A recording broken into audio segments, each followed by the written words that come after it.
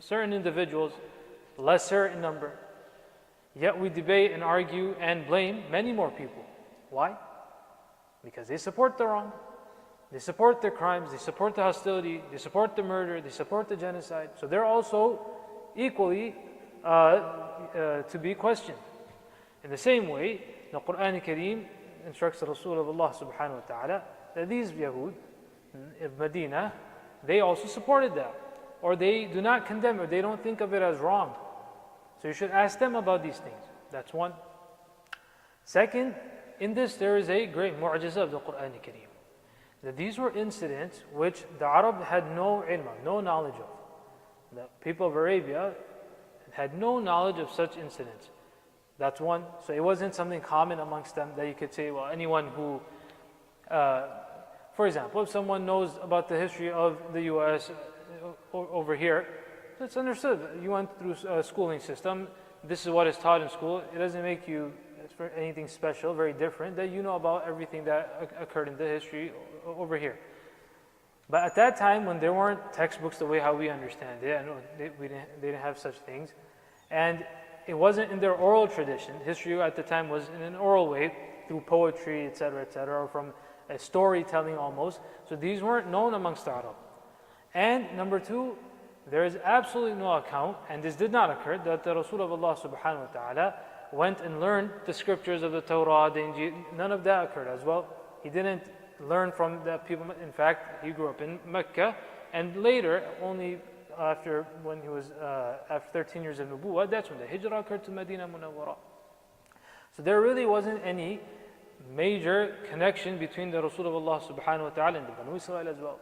Yet the Quran Kareem is speaking about these incidents. This particular incident of the people of a certain village that Allah subhanahu wa ta'ala tested them at the day of Sabbath. So the Quran Kareem says that وَاسْأَلْهُمْ, ask him about this as well. So in this, one is the mu'jizah of the Quran Kareem is being spoken of. And secondly, reminding them of what happens when you do not listen to the commands of Allah subhanahu wa ta'ala. So وَاسْأَلْهُمْ عَلِ الْقَرْيَةِ, ask them about those people, that town, التي كانت حاضرة البحر, which was located by the sea, and he was perhaps a beach town if you want to understand it. إِذْ يَعْدُونَ فِي السَّبْتِ, when they violated the Sabbath. إِذْ تَأْتِيهِمْ حِيتَانٌ, what was that? That they were told not to hunt on or to catch fish, or that's considered part of sayd, of hunting, on the day of the Sabbath. That was the command that was given to them. In our Shariat, we have no such thing. After Yawm al-Jumu'ah is done, when the adhan of Jumu'ah is given, the hukum is فَاسْعَوْا إِلَى ذِكْرِ اللَّهِ وَذَرُوا الْبَيْعِ. That when the adhan of Jumu'ah is given, then leave everything, leave your bay', leave your bay' literally means your trade. So whatever work a person is engaged with, he leaves that and he rushes towards فَاسْعَوْا سَعِي إِلَى ذِكْرِ اللَّهِ. Rush to the dhikr of the, referring to the khutbah of Jumu'ah. Once the khutbah of Jumu'ah is terminated, the salah of Jumu'ah is done, then وَابْتَغُوا مِنْ فَضْلِ اللَّهِ, then you can go back. فَإِذَا قُضِيَتِ الصَّلَاةِ فَانْتَشِرُوا فِي الْأَرْضِ وَابْتَغُوا مِنْ فَضْلِ. You can go back and whatever earning that needs to be made, whatever a person has to do, all of that is permissible. But in their sharia, the hukum was different, the command was otherwise. So as a test, what Allah subhanahu wa ta'ala made is that the fish would come up in plain sight, in plain view. Normally, if you have to go fishing, then the fish aren't up on top of the water, it's at the bottom, then you stand there, you sit there for a long time, and then you fish whatever comes up. Here, at the day of the Sabbath, Allah subhanahu wa ta'ala as a test made such that the fish would come to the top. So it's enticing as well.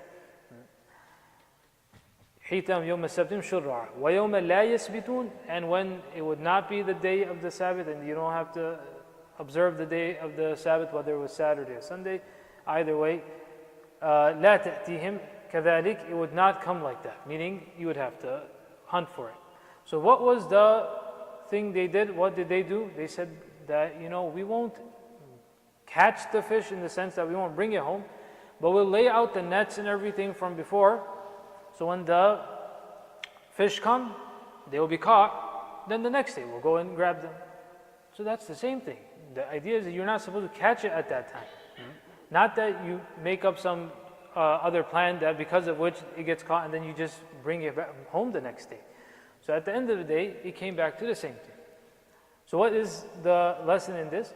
That when a command of Allah subhanahu wa ta'ala is given, then the believer should want to fulfill that command in the best manner possible.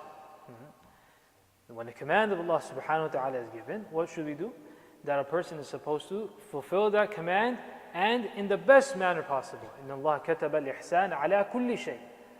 The value that is taught to us in our deen is Allah subhanahu wa ta'ala has prescribed a level of ihsan and perfection in everything.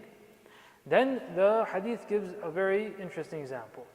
فَإِذَا قَتَلْتُمْ فَأَحْسِنُوا الْقِتْلَةَ وَإِذَا ذَبَحْتُمْ فَأَحْسِنُوا الذِّبْحَ. Two destructive examples are given.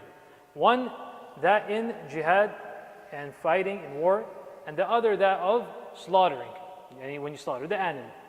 That even at the time of jihad, فَإِذَا قَتَلْتُمْ فَأَحْسِنُوا الْقِتْلَةَ, that it should be done in a manner which does not show being barbaric. And when you slaughter your animals, then that should also be done in the correct manner.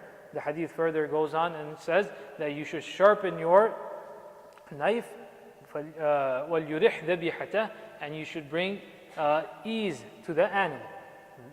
So that is ihsan. That's what our deen teaches us. Whatever the command is, whatever needs to be done, whether it's constructive or destructive, either way, in any way, that should be done in the correct manner. Not that a person finds loopholes in it as much as he can. This is the command now a person sits to think that what can I do to circumvent that? That I get what I want done at the end of the day. What I want, that's what I want to get done. As far as the Sharia, the command, we'll find some ways around it. That is not how a person approaches the Sharia. That in fact is following ittiba'ul hawa. That's called following one's own desires. كذلك نبلوهم بما كانوا يفسقون. This was a test from Allah subhanahu wa ta'ala. بما كانوا يفسقون, because of their own fisq and because of their own transgression. We make dua that Allah subhanahu wa ta'ala gives us the understanding of the Quran.